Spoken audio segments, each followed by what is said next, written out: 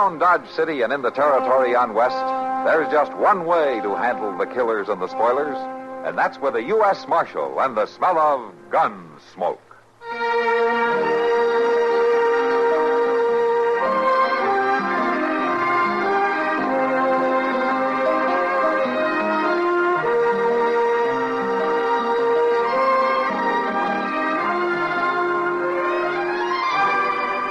Gunsmoke, starring William Conrad. The story of the violence that moved west with young America. And the story of a man who moved with it. I'm that man. Matt Dillon, United States Marshal. The first man they look for and the last they want to meet. It's a chancy job, and it makes a man watchful. And a little lonely.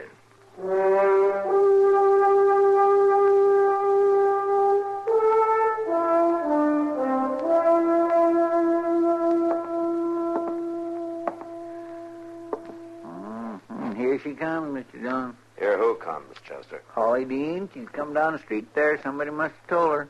Well, I left word in enough places. She sure is going to be upset about this. I doubt it. But the only thing that upsets Holly is a man who won't pay attention to her. Yeah. I'll let her in. Yes, sir.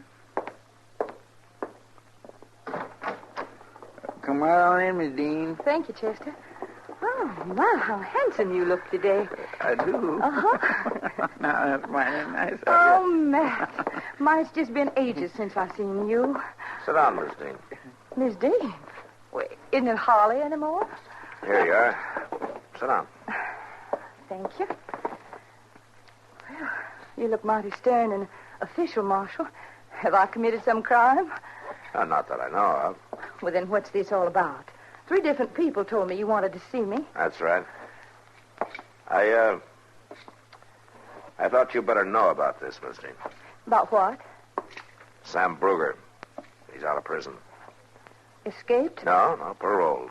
He was supposed to be in for 10 years. 1 to 10. He served 3, and I guess they figured that was enough. He'll get into Dodge on the afternoon train. Stop him, Matt. Don't let him come here. Well, he's got a right to go where he wants.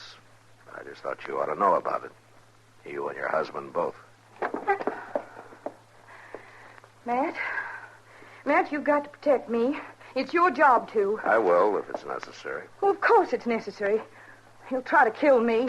Oh, why? Well, because I divorced him while he was in prison and married Jack. Is that the reason? Or is it because you wouldn't back up his alibi when you testified at his trial? I couldn't, Matt. I wasn't sure he was working in the barn all afternoon the day Tracy was shot. Yet the barn is only 50 yards from the house. I was asleep most of the afternoon. He could have rode off and come back, and I'd never have known it. Oh, but I told all this at the trial. It's over and done with. You got to keep him away from me. He's a killer. I doubt that. Well, the jury didn't. They convicted him, didn't they? Yeah, but they weren't too sure, or they'd have made the charge a lot stronger than manslaughter. I just can't see Sam Bruger as a killer, even with plenty of reason. What reason? I suppose you believe them stories, too. That something was going on between Tracy and me. Was there? I didn't even know him, hardly. The old hens around this town start cackling if a woman even says hello to a man. What are you trying to do? Reopen the trial or something? No. Just let you know that Sam's coming back. All right, then let him. I'm married again now. I don't want nothing more to do with him. He starts fooling around with me, and Jack will take care of him all right. You know, Holly, trouble seems to follow you, doesn't it? I don't do nothing to cause it. Maybe you don't, I don't know. Maybe it's just because you're one of the prettiest women in Dodge, and maybe you just get too friendly with too many people. Huh? What do you mean by that? Look, you're married now to a man who's known around town as being kind of jealous and a little bit gun-happy. And you got an ex-husband coming in on the afternoon train who just spent 3 years in prison for a killing that he claims he didn't commit. The jury said different. For a killing the whole town thinks was over you. Well, I don't think Sam Bruger was a killer 3 years ago. But prison can change a man. So you watch your step.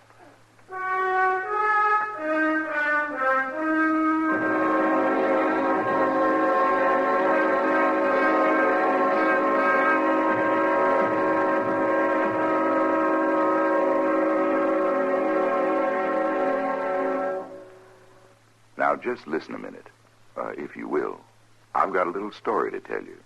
Well, it's not so little. It's sort of a tall tale. Ever hear tell about Mike Fink?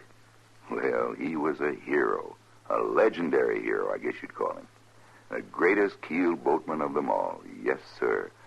Why, he was a Salt River roarer, a ring-tail squealer. Claimed he was half wild horse and half alligator. They say that Mike Fink could pull the equivalent of 400 loaded railroad cars upriver on a keelboat. That's sort of like a barge. And they say that if the currents made poling too tough, why, old Mike would just sit down and row for a while. Yes, sir. His strength and skill was the talk of the river. Nothing was too tough for old Mike to handle. He could load his boat from stem to stern in less than half an hour. And when it was going full speed, why, he could turn it on a dime, as the man said. He was a heap of man, was old Mike. But then along came the steamboats. Oh, they didn't hurt the keelboaters too much at first. But little by little, they took over. And you can be sure Mike was the very last of them to admit defeat. Now, Mike didn't just die and quit, you understand. He raced a steamboat clean up the Ohio, and he beat it, too. But Mike was sort of the spirit of all those valiant keelboaters.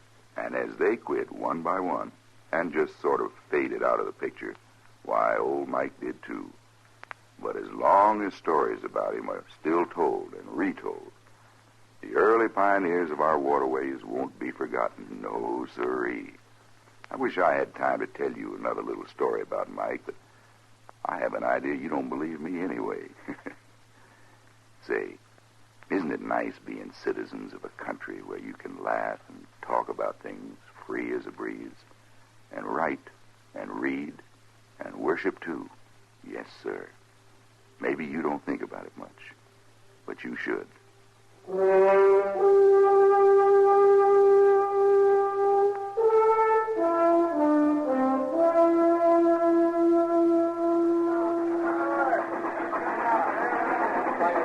I ain't even sure I'll recognize Sam, Mr. Dillon.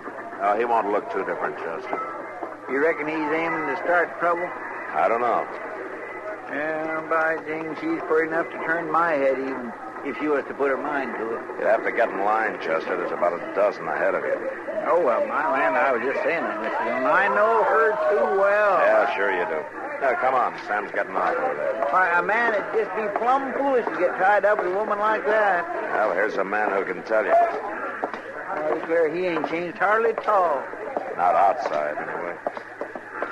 Hello, Sam. Well, Matt Dillon.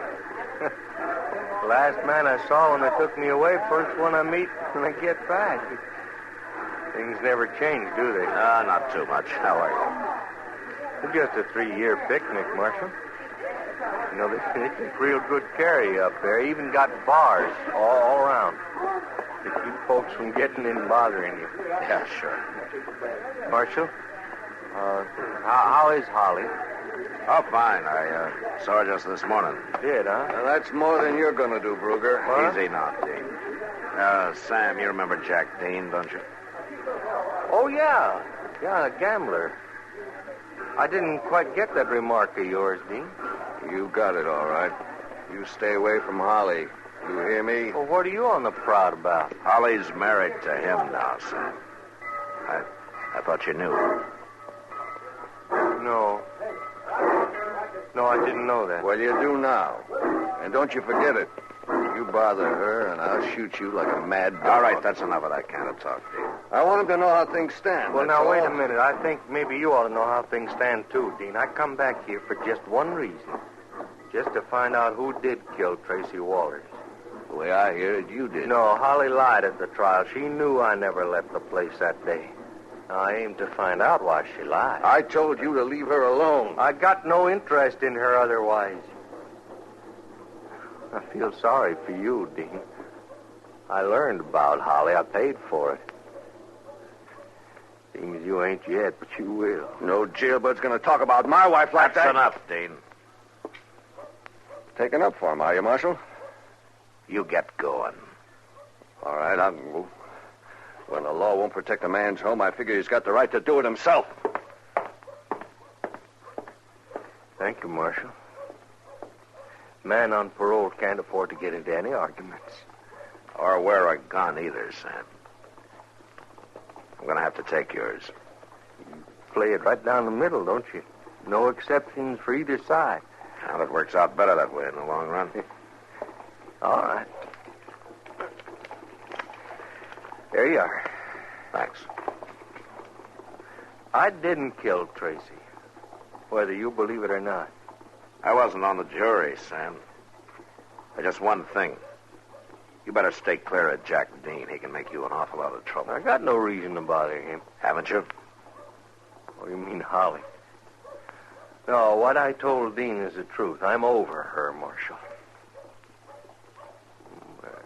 Except, well, sometimes she's not an easy woman to forget. No, I don't imagine she is.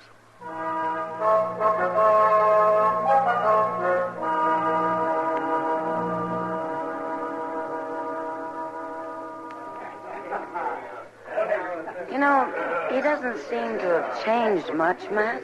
Sam Bruger, you mean? Yeah. Stopped in earlier and had a beer. He's quieter, of course. But it wouldn't be. 3 years is a long time to spend in a cell. Yeah, it sure is, Kitty. Why didn't he make a fresh start somewhere else, Matt? Why did he have to come back to Dodge? Had to clear himself, so he says. Well, if he couldn't do it 3 years ago, he's got even less chance now. Yeah, I'm afraid you're right, Kitty. And with Holly here, it's just going to mean trouble. The way she carries on, I mean. Bartender down at the Crystal Slipper, along with that new trail boss out at the Circle D. I never saw anybody like her, Matt. Yeah, just a case of too much good looks, I guess. And too little good sense. Well, if Jack Dean finds out, she won't have any looks. Why don't you tell her? What? She just came in. She's coming over here. Oh, Matt, oh, there you are. They said I'd probably find you in here. Oh, hello, Kitty. Hello. What's on your mind, Misty? Matt, you've got to arrest Sam Bruger. Oh, why? For threatening to kill me, that's why. You tell him the truth. A little while ago, down the street, he come up to me and he said terrible things. He said he'd come back to Dodge just for one reason, to kill me. And he was wearing a gun, too, and he's not supposed to be. Was he wearing a gun in here, Kitty? No. Well, he was just now. It's true, I swear it. Anybody hear him threaten you? I don't know. I don't think so. Anybody see him talking to you? I don't know. It was dark. I turned and run, and then I come looking for you. Oh, Matt, you just got to arrest him. All right, Miss Dean, if you'll sign a complaint, I'll go pick him up. Of course I'll sign a complaint. Then go on down to the jail and have Chester fill one out for you. I'll be over in a couple of minutes. Oh, you hurry now. I'm scared half to death. Sam Bruger's not the kind of man to do a thing like that, Matt. I don't think so either, Kitty. Though we could be wrong.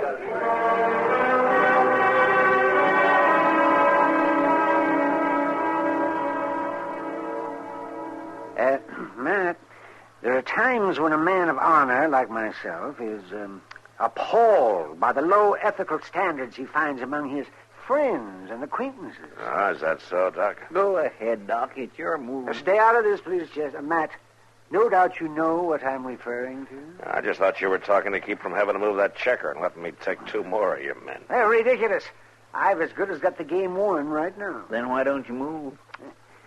Yes, I never thought you'd do it, man. Do what? Let a passing weakness for a pretty woman make you throw an innocent man into that jail cell back there. He had to, Doc. She signed a legal complaint, didn't she? Not talking to you, Chester. Now, what makes you so sure that he's innocent? Plain Doc? common sense, that's what. Plus the fact that Holly Dean happens to be a born liar. Yeah, maybe. But he's got no alibi. So it's up to Judge Bent to decide it when he opens court. Oh, George, but she'll twist him around her finger just like she did you. Not unless she comes up with some witnesses. Bent's 71 years old. I don't care. What's that got to do with it? Look, go ahead and move the checker so I can get this game over with. It's late and I got to get up early. That was the wrong side of the jail. Come on.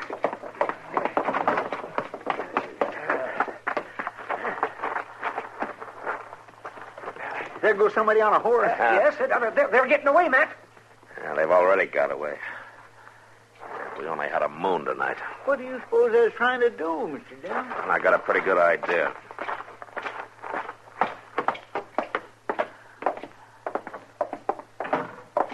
let's take a look back in the cell block. Dillon, you don't think it was somebody trying to... Marshal, is that you? Are you all right, Sam? Yeah, sure. I'm all right. Shot just come through the window there. What's that all about? Sam, somebody just tried to kill you.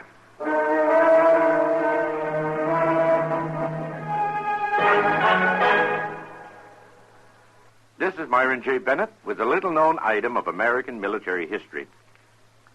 One of the most famous military messages ever dispatched was never put into writing, and to this day nobody knows what it really said.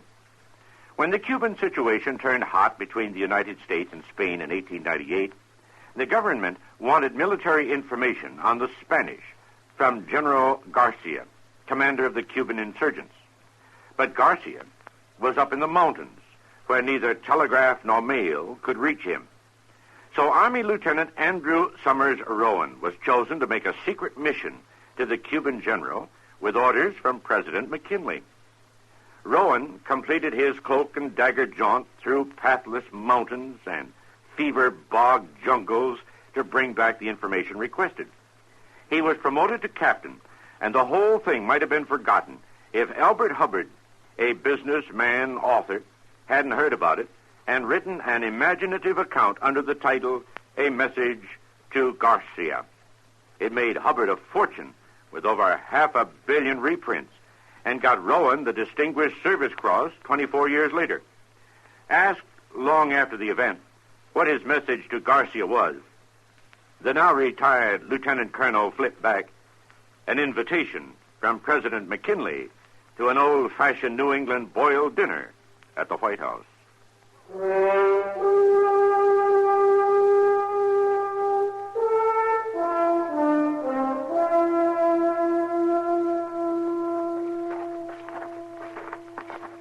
That's it, Mr. Dillon. The light's on. One of them must be there. Just what is it you're aiming to do, Matt? Surprise her, maybe. Catch her off balance. Got nothing else to go on. Sam. Look, if there's trouble, you stay out of it. Without a gun, I guess I have to. Holly's not likely to do any shooting. All right, come on.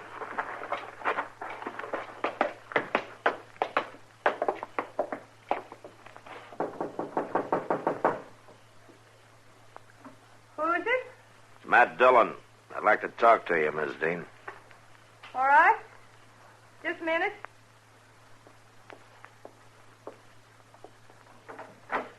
Kind of late, isn't it, to be coming around? Sam. How's it been, Holly? Fine, Sam. I thought you was... Thought he was what, Miss Dean? Dead? No, of course not. I thought he was in jail. You mind if we come in? Oh, it's late. I was just going to... Thanks.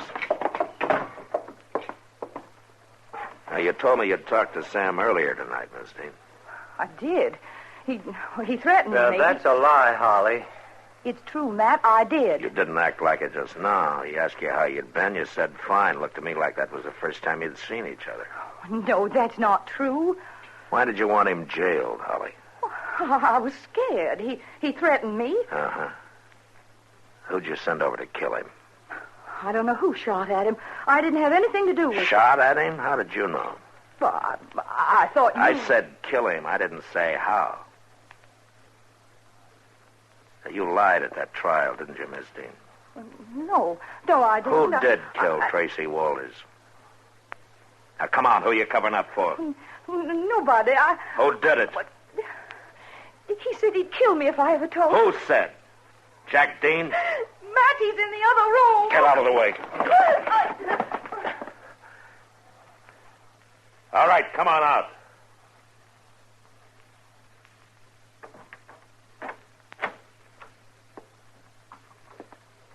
You rotten little sneak. Keep your hand away from that gun, Dean. It's true, Matt. He found out about me, and I mean, he thought I was seeing Tracy, and he was jealous, and he shot him. I didn't know about it till after we were married, and then he said he'd kill me if I ever told. I've been terrified of him for 3 years. You know, a jury might believe that. And he tried to kill Sam tonight. I didn't know he was going to. No jury's going to get a chance to believe it. Hold it, Dean. If I'm paying, Holly's paying. Dean, hold it!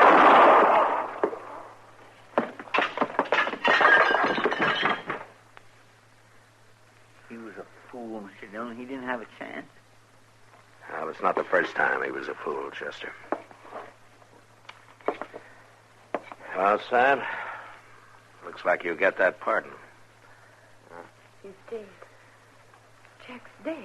I'll send Doc over to take care of things, Miss Dean. Come on, Sam. Chester. Sam. Hmm? Wait, Sam. What? Sam, it's all true. I was terrified. 3 years of it. I wanted to tell, but he'd have killed me. Holly, you could have It stood was up. him that made me like I was. It was a bad influence. I'll be different now. We did have a lot of good things. Yeah, we did. Remember, Sam? Oh, sure, Holly, I remember. Coming, Sam. Well, I just... Sam. Matt, I just want to talk to Holly for a couple of minutes. I'll be along a little later on. Come on, Chester.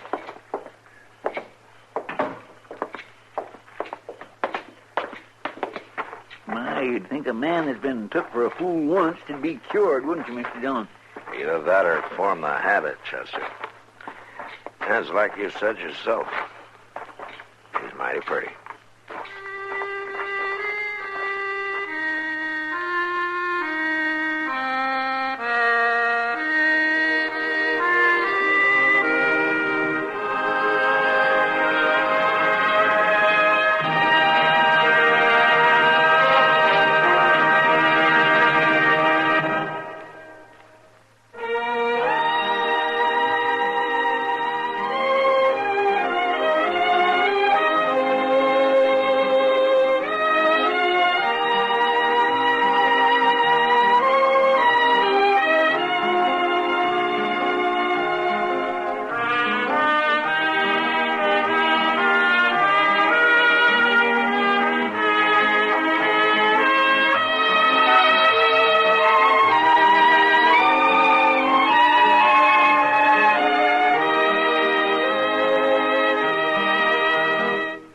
Gunsmoke. Produced and directed by Norman McDonald. Stars William Conrad as Matt Dillon, U.S. Marshal. Featured in the cast were Parley Bear as Chester, Howard McNear as Doc, and Georgia Ellis as Kitty.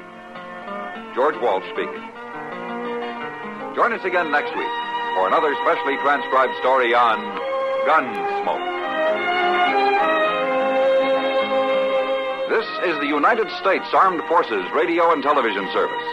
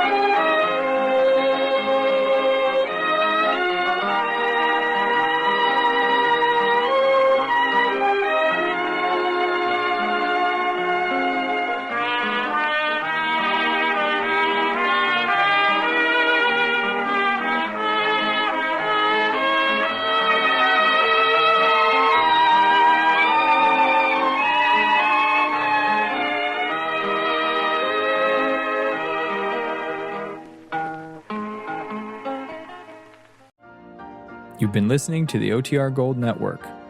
Find more classic radio at otrgold.com.